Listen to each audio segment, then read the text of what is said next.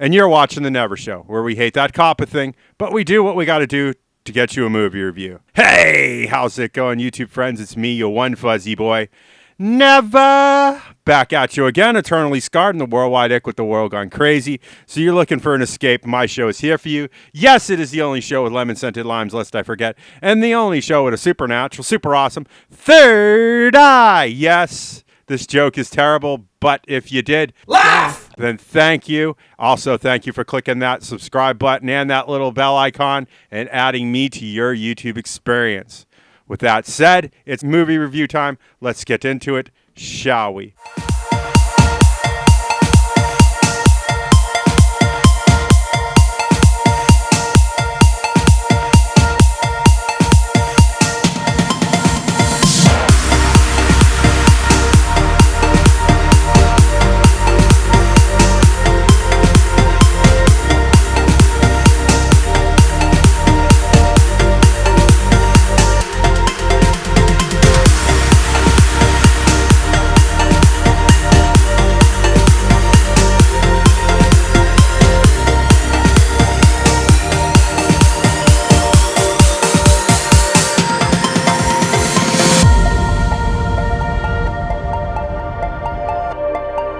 And today's movie is Samaritan.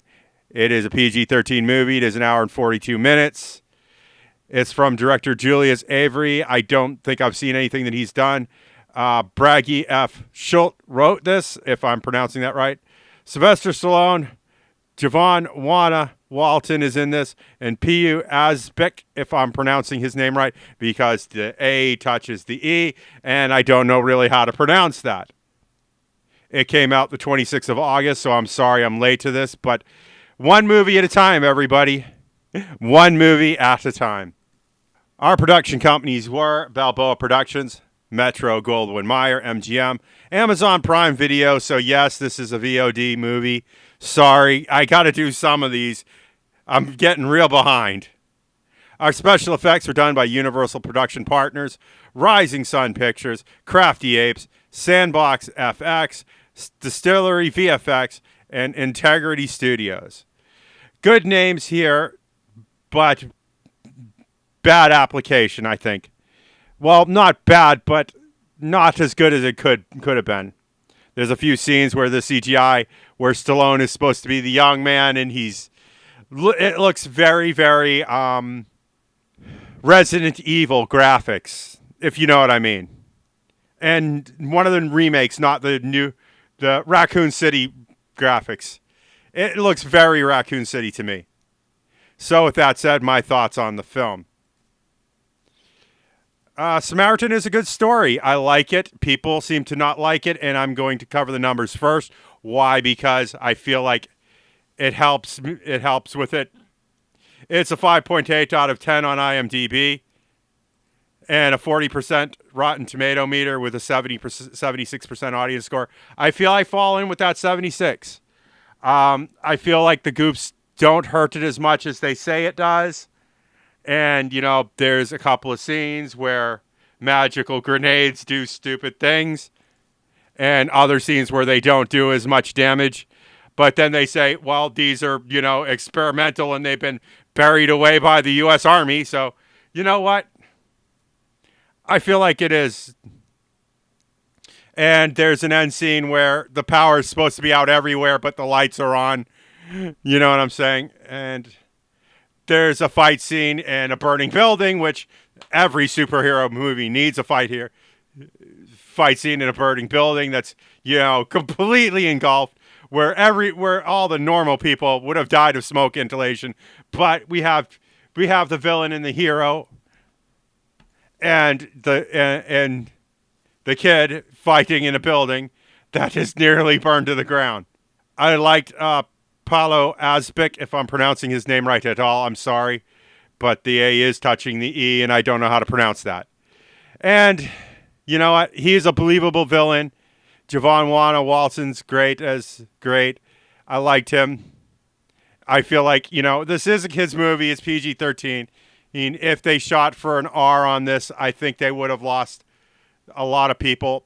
It's a decent hero movie, and it's not Marvel, and it's not DC, And I guess people expect that level of either really bad or really good. And that's how it falls on this one.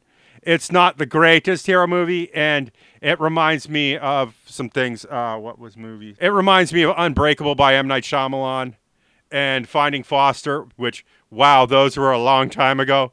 10 years now. Whew. And 10 years plus. And if you haven't seen those, go see those first, then see this. You'll see the similarities to it. It's a decent film with a decent cast, with decent acting. And even though it's not the greatest thing you've ever seen since sliced bread, it's a better hero movie than, say, Steel with Shaquille O'Neal. It's just better. You have a better actor. You have a better villain. You have a nice story that's a little choppy, but it has its moments, you know? It has a nice twist to it, and I like what they did here. I can't wait to see what CinemaSins thinks. And as for me, it'd definitely be a TV watch if this made it to, say, any network, but you know, VOD things, it takes forever for that to get here. You know, Amazon wants to protect its IP, and that's the way things work sometimes. You don't get to see these on TV for maybe 2 years. I'm going to say pass on another rewatch just because I feel like I've seen what this film has to offer. It has some great charm to it, but I'm not going to pay Prime Video again to watch it again. You know what I'm saying? With that said, I think this is all I have to say about this film, and this is as much justice as I can give it. If you like what you're seeing here, make sure you hit that like button. Likes and views are how YouTube works now. It's not the way I like it. It's just the way it is. Remember, all comments are 100% guaranteed response. If you've seen this film, let me know what you thought. Did you like it? Did you hate it? And if you please don't put spoilers in for those people who haven't seen it, and this is their chance to at least get a good look at what's going on. You know, I have to ask. Amazon and Patreon is how we do it here on the YouTube and the Twitch. It's not without your support that keeps my channel and Twitch channel afloat. I don't know how I do it without you. Thank you for your donations so far this year, and thank you for supporting my American dream.